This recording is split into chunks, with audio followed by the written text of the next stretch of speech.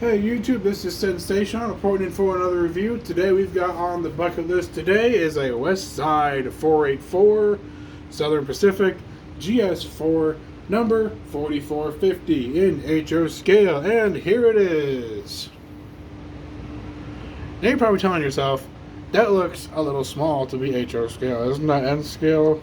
I mean, come on. I mean, yes, okay, it's N scale, you got me. The real one is coming into view.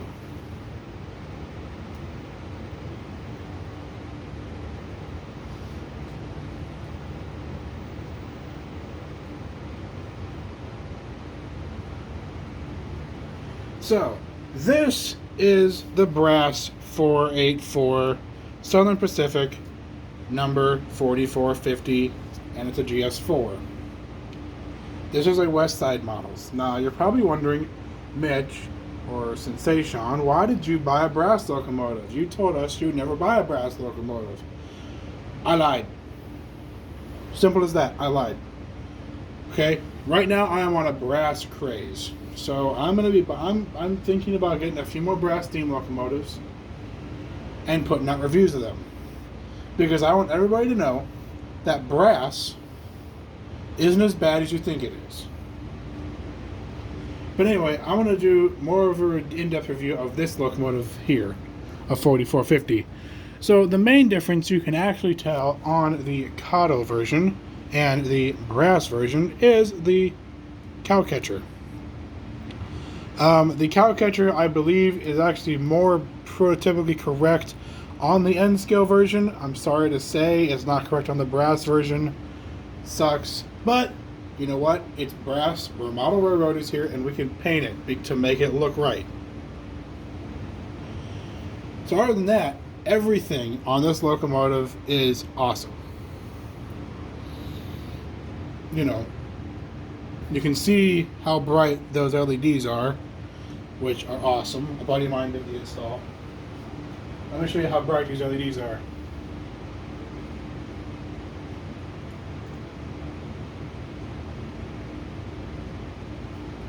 Okay, so they're not as bright on the N scale version, but that's because you can't really do much with the N scale. I mean, I might get some flack for that, but so let's see. The main difference. Well, okay, the number boards, which are here on the N scale version and here on the HO version. So they're mounted in two different spots. Okay, fine. I can live with that. You know what? It looks fine because based off of my MTH GS-6, they're in the right spot on the brass version. So maybe Kato got it wrong. But the other reason why I like brass, this locomotive, is it actually pulls really well for it being a brass locomotive without traction tires. All my other locomotives have traction tires. All of them. Even this little one has traction tires.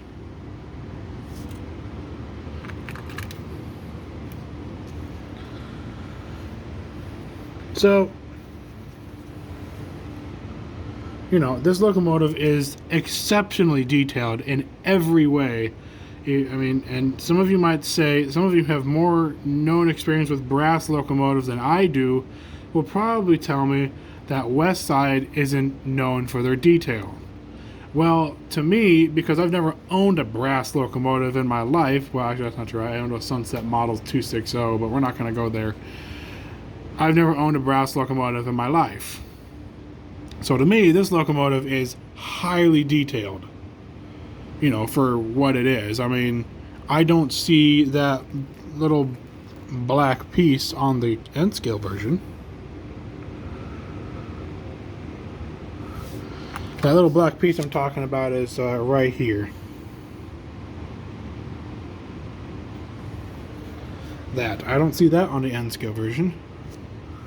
I don't see 3 airlines on the N-scale version. I see 1.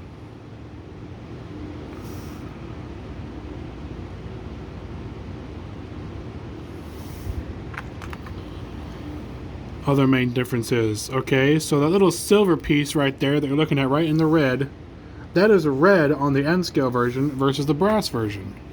Differences. A lot of differences. The tender. On the brass version it says Southern Pacific. On the N scale one it says Southern Pacific Lines. Why? These are both exactly the same number, yet they have two different tenders on them, which is very interesting. But I do like the brass version a little more, only because it has a lot of pulling power. And the other reason why I love this brass locomotive is everything decoder-wise, sound-wise is in the locomotive. Nothing at all is in the tender, except for maybe a power hookup. And that's it. That's the only thing that the tender is useful for.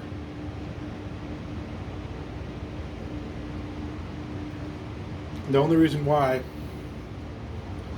it needs the tender is so it can actually get power on the track. Yeah.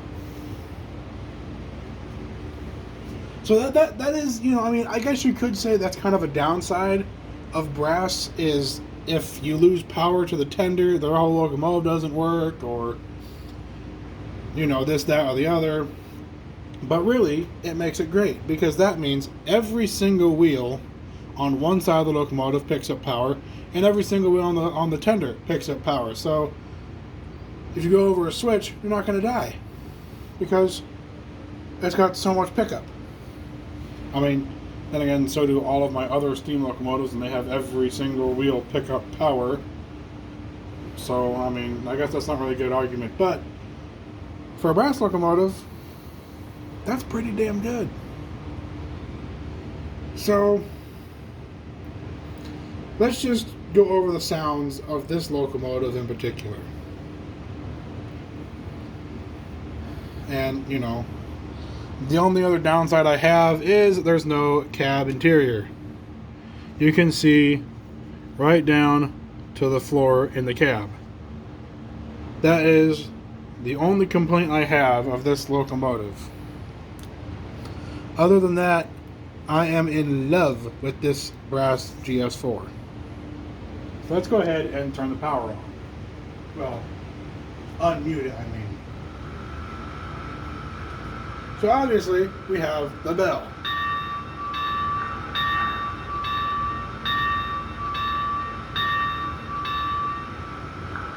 Then, we have the whistle.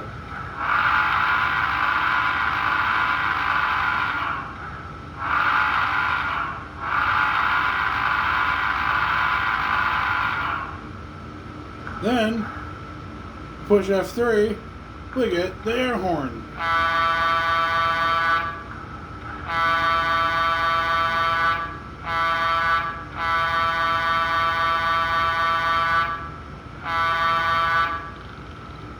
Then you push F3 again, and it's back to the whistle. Now this is only due because my buddy, for ease of use, I guess you could say, he did it for me. Not every single Tsunami 2 decoder is going to have that. So you pick up, let's say, Bravo Limited GS4, or an MTH GS4, or a Bachmann GS4, and you put a Tsunami 2 decoder in it, and it's probably going to be like function 24 maybe, to play the to get the horn to activate, to get the air horn, which is right there. Anyway, but on this one, it is function 3, and then you just press function 2 to play the whistle again, play the whistle horn. Alright, let's go through the function list. So function 4, I believe that would be cylinder cocks, I think.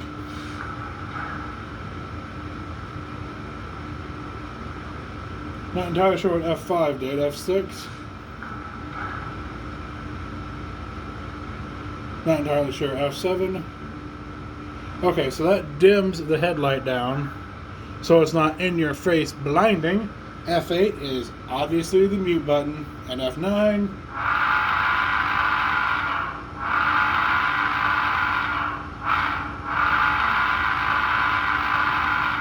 is the crossing. Now, if we press F3 and F9, we get the horn.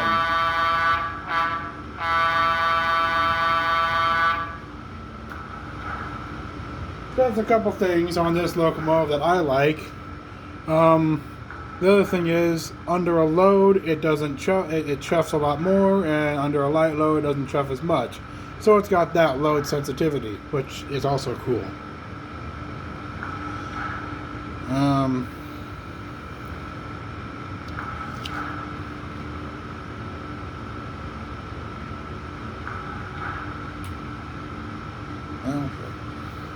I was going to run a train for you guys, but I don't have any daylight coaches here, so it wouldn't look right with pulling UP coaches, so we're just going to do a quick little back and forth ride.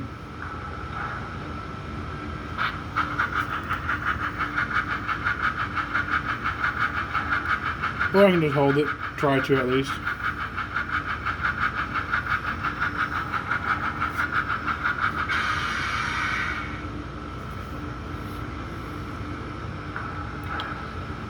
So yeah, I love this locomotive. This locomotive is actually really cool. It runs well, it runs smooth, it runs quiet, and I don't have the sound on.